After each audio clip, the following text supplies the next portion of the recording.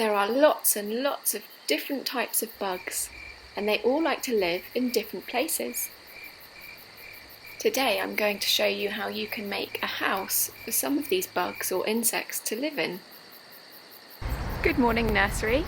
I've come to the park again this morning because I'm going to look for some things that bugs like to live in.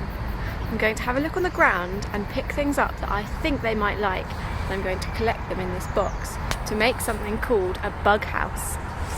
I think bugs and insects would like to hide under leaves, so I'm going to put some leaves into my pot to make my bug house.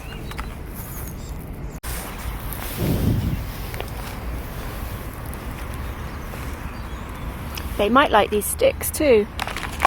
Let's pop them in.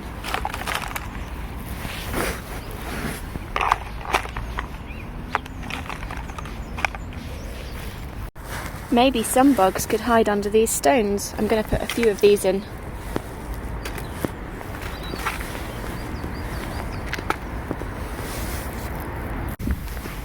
There's some leaves and branches here that have fallen off the tree.